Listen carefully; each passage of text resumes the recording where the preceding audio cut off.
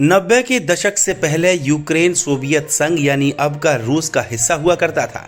साल 1991 में भाषा और दूसरी वजहों से यूक्रेन टूटकर आज़ाद देश बन गया। इसके बाद भी लंबे समय तक यह अप्रत्यक्ष ढंग से रूसी दखल झेलता रहा। रूस अलग होकर भी मजबूत था, लेकिन यूक्रेन में गरीबी और महंगाई लगातार बढ़ने लगी। इसी बात पर यूक्रेन में रूसियों के खिलाफ गुस्सा बढ़ा। धीरे धीरे वो कंफर्ट जोन से बाहर आकर दूसरे देशों में घुलने मिलने लगे। यहाँ तक कि सैन्य मामलों में भी वो आज़ाद होने लगा।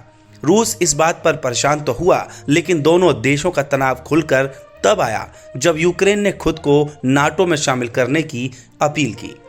नाटो यानी नॉर्थ अटलांटिक ट्रीटी ऑर्गेनाइजेशन वो संगठन है जिसमें रूस का कट्टर दुश्मन अमेरिका भी शामिल है।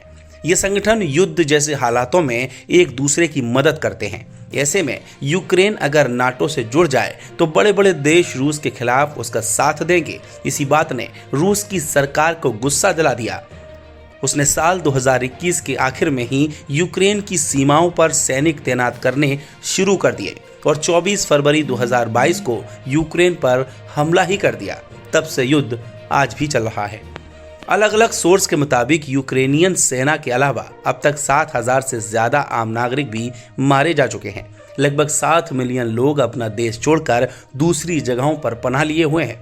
देश के लगभग हर शहर में युद्ध के चलते नौकरियां कम हुई हैं और महंगाई बढ़ चुकी है।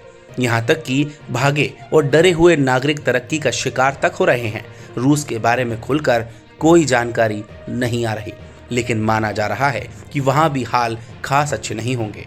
बता दें कि जल्दी युद्ध विराम न हो तो दोनों देशों की आग पूरी दुनिया में फैल जाएगी और चाहे अनजाने हर कोई युद्ध का हिस्सा होगा। कुछ देश रूस का साथ देंगे, कुछ अमेरिका की तरफ खड़े होंगे, वहीं एक तीसरा पाला भी होगा। इसमें कुछ देश ऐसे शामिल होंगे जिनका दोनों ही खेमों से कुछ न कुछ वास्ता है और जो जंग नहीं चाहते हुए भी उसका हिस्सा बन चुके होंगे।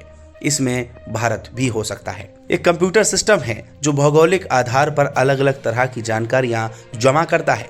जियोग्राफिकल इंफॉर्मेशन सिस्टम यानी GIS की कई रिपोर्ट्स यही इशारा कर रही हैं कि रक्षा विशेषज्ञ और जर्मनी के फेडरल इंटेलिजेंस सर्विस के पूर्व वाइस प्रेसिडेंट रुडोल्फ भी एडम ने GIS के डेटा को देखते हुए इसी तरह का दावा किया है।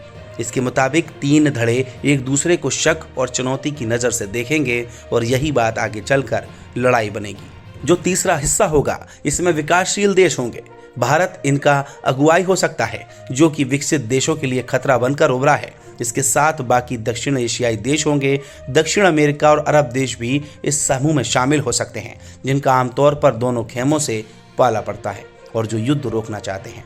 रक्षा विशेषज्ञ लगातार इसे लेकर चेता रहे हैं। कोविड से कमजोर हुई दुनिया में महंगाई बढ़ी है, देशों के अंदरूनी हालात बिगड़ रहे हैं। इस पर रूस यूक्रेन युद्ध डेर पर चिंगारी का काम कर रही है। थके और परेशान देश आपस में उलझकर वाकई में जंग के हालात ला सकते हैं। एक्सपर्ट्स के अलावा आम लोग भी यही सोचने लगे हैं। दिसंबर 2022 इंटरनेशनल फर्म IPSOS ने एक सर्वे कराया जिसमें शामिल 34 देशों से लगातार लोगों ने माना है कि जल्द ही तीसरा विश्व युद्ध हो सकता है। भारत भी सर्वे का हिस्सा था, जहां लगभग 79% लोगों ने युद्ध की आशंका जताई है। अगर आपको भी ये वीडियो पसंद आई हो तो इस वीडियो को लाइक जरूर करें।